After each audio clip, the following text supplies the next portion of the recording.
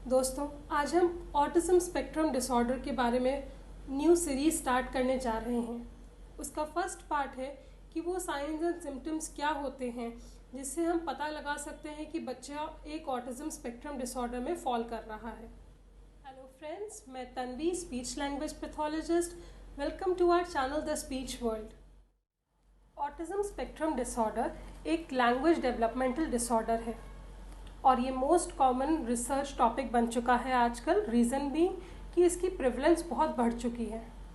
Recent studies में पता चला है कि 80 बच्चों में से एक बच्चे को ऑटिज्म स्पेक्ट्रम डिसऑर्डर होता है in the age range of 3 to 6 years, और इसके सिम्टम्स 18 मंथ्स ऑफ एज से स्टार्ट हो जाते हैं। फर्स्ट सिम्टम होता है आई कॉन्टैक्ट। जो बच्चा ऑटिज्म स्पेक्ट्रम में फॉल करता है वो प्रॉपर आई कांटेक्ट नहीं देता है। जब आप उससे बात करते हैं तो वो यहाँ पे नीचे देख रहा होता है या इधर उधर देख रहा होता है, बट फेस टू फेस आपकी तरफ नहीं देखता है। आई कांटेक्ट डेवलप होता है 3 मंथ्स ऑफ एज से 6 मंथ्स तक प्रॉपर डेवलप हो जाता है। हम आई कांटेक्ट कैसे डेवलप होता है, उसको हम क्या क्या एक्टिविटीज़ कर सकते हैं, उसके लिए वो हम अपने प्रीवियस वीडियो में डिटेल में एक्सप्लेन कर चुके हैं, जिसका लिंक यहाँ पे है। आप प्लीज़ जाकर उसको देखें और उसको और समझने की कोशिश करें। अगर आपका बच्चा उस एज रेंज में आई कांटेक्ट नहीं डेवलप कर रहा, अपनी माँ की तरफ नहीं देख रहा, अपने केयर गिवर को ध्यान नहीं दे रहा है, उसके इमोशंस को ध्यान नहीं दे पा रहा है, तो आपको ये एक्टिविटीज़ ज़रूर करनी चाहिए और उसके आई कांटेक्ट डेवलप करने में हेल्प करनी चाहिए। नेक्स्ट सिम्टम है स्माइलिंग। अक्सर बच्चे बोलना स्टार्ट करने से पहले जॉइंट अटेंशन गेन करते हैं, जिसका मतलब है वो अपने माँ का फेस या केयर गिवर जो फेमिलियर फेसेस होते हैं उनको देख के स्माइल करता है और उनकी तरफ अट्रैक्शन गेन करने के लिए अलग अलग आवाज़ें जैसे कि ब ब ब ग ग ग निकालना स्टार्ट करता है, जिसको हम एक बैबलिंग फेज कहते हैं। ये सारे फेजेस 3 मंथ्स to 6 मंथ्स तक डेवलप हो जाते हैं। बट अगर कोई बच्चा ऑटिज्म स्पेक्ट्रम में होता है, वह ये सारी चीज़ें नहीं करता, वो अपनी माँ की तरफ, केयर गिवर की तरफ नहीं देखता है, उनको एक स्माइल नहीं पास करता है, जैसे कि उनको पहचान नहीं रहा हो। इन चीज़ों को हमें ध्यान देना चाहिए, क्योंकि ये फ्यूचर में जब जैसे जैसे बच्चा बड़ा होता है वैसे वैसे जो है lack of attention, delayed speech and language में डेवलप हो जाती हैं। थर्ड सिम्टम है मिसिंग नॉन वर्बल कम्युनिकेशन। अक्सर हम अपनी पूरी बात बोलने की बजाय इशारों में अपनी बात एक्सप्लेन कर देते हैं। नॉन वर्बल कम्युनिकेशन हमारी लाइफ का एक पार्ट बन चुका है। बच्चे भी 1 साल से पहले की उम्र तक जब उनको बोलना नहीं आता है, नॉन वर्बल कम्युनिकेशन यूज़ करते हैं। जैसे कि अगर उनको कोई चीज़ चाहिए होती है तो वो पॉइंट कर देते हैं कि मम्मा ये चाहिए मुझे, पॉइंट करते हैं। या फिर अगर उनको चोट लगती है या जो चीज़ उनको चाहिए होती है वो उनको नहीं मिलती है तो वो रोने लग जाते हैं। इस तरह से अपने इमोशंस एक्सप्रेस करते हैं।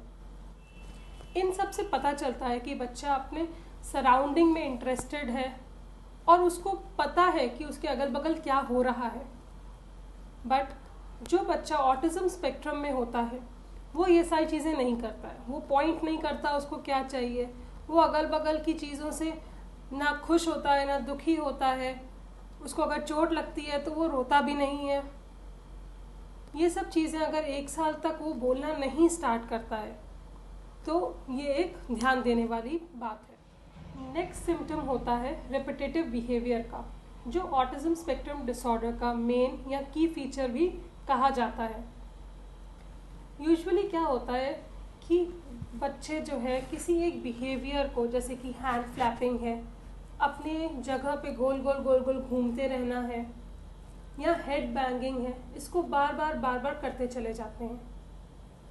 कभी कभी कुछ बच्चे एक स्ट्रिक्ट रूटीन को फॉलो करते हैं या फिर किसी एक टॉय से बहुत ज़्यादा अटैच हो जाते हैं, इस हद तक कि अगर वो टॉय हटा दिया जाए या वो रूटीन ब्रेक कर दिया जाए उनका, तो वो रोने लग जाते हैं या बहुत चिड़चिड़े हो जाते हैं।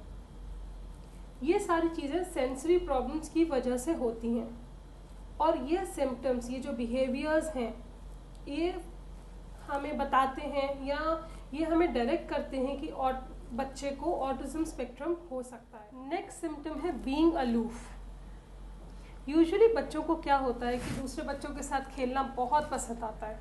आपने ये चीज़ ध्यान भी दी होगी कि बच्चे जितना अच्छे से खाना या लंच अपने स्कूल में या अपने फ्रेंड्स सर्कल के साथ कर लेते हैं, उतना वो अच्छे से घर पे हमारे साथ या अपने पेरेंट्स के साथ बैठ के नहीं करते। क्यों? क्योंकि उनको अपनी एज ग्रुप के साथ ज़्यादा मज़ा आता है। बट अगर कोई बच्चा ऑटिज्म स्पेक्ट्रम में होता है तो ये सब चीज़ें करने में उसको बहुत प्रॉब्लम होती है। वो दूसरे बच्चों के साथ मेल जोल, फ्रेंडशिप करना या दूसरे बच्चों के इमोशंस को समझना कि कैसे खेल रहा है वो, उसके साथ मिलजुल के खेलना उसके लिए पॉसिबल नहीं होता है।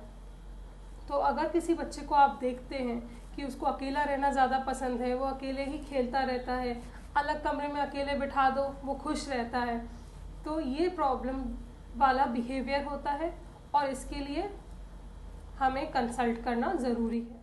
जितने भी सिम्टम्स हमने डिस्कस किए हैं इनमें से कुछ ऐसी चीज़ें हैं जो एक फेज़ की तरह बच्चों में आती हैं और वो कुछ दिनों में चली जाती हैं। फॉर एग्ज़ाम्पल, जैसे बच्चा अकेला खेल रहा है तो हो सकता है उसको वो बच्चा नहीं पसंद आ रहा हो, तो इट्स ओके, वो कुछ दिनों में चला जाता है, वो एक फ़ेज़ होता है। उससे आपको डरने की ज़रूरत नहीं है कि मेरे बच्चे को ऑटिज़म है। बट अगर ऐसे सिम्टम्स 2 या 3 सिम्टम्स से ज़्यादा हैं आप उस बच्चे में और वो कंसिस्टेंटली बहुत टाइम तक हैं, तब आपको हेल्प की ज़रूरत है। तब आपको immediately speech language pathologist, developmental paediatrician, psychologist से हेल्प लेने की ज़रूरत है। हम कहते हैं कि आपको डिनायल फेज में नहीं रहना चाहिए। आप एक असेसमेंट कराइए और उस चीज़ को, ऑटिज्म स्पेक्ट्रम डिसऑर्डर को रूल आउट करिए। It is not as difficult. एक सिंपल क्वेश्चनर के फॉर्म में टेस्ट होता है, स्टैंडर्डाइज टेस्ट होते हैं जैसे कि MCHAT है, DSM-5 है। तो अ स्पीच लैंग्वेज पैथोलॉजिस्ट उस टेस्ट को एडमिनिस्टर करता है, आपसे कुछ क्वेश्चंस पूछता है और ऑटिज्म स्पेक्ट्रम डिसऑर्डर को आपके बच्चे से रूल आउट करता है। I know this is not a easy phase. ये बहुत डिफ़िकल्ट है एक्सेप्ट करना कि अगर बच्चे को ऑटिज्म है, but we are there to help you.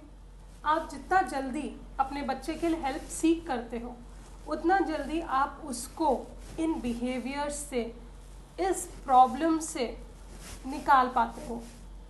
Again what we call is, हम उस बच्चे को नियर टू नॉर्मल बना सकते हैं।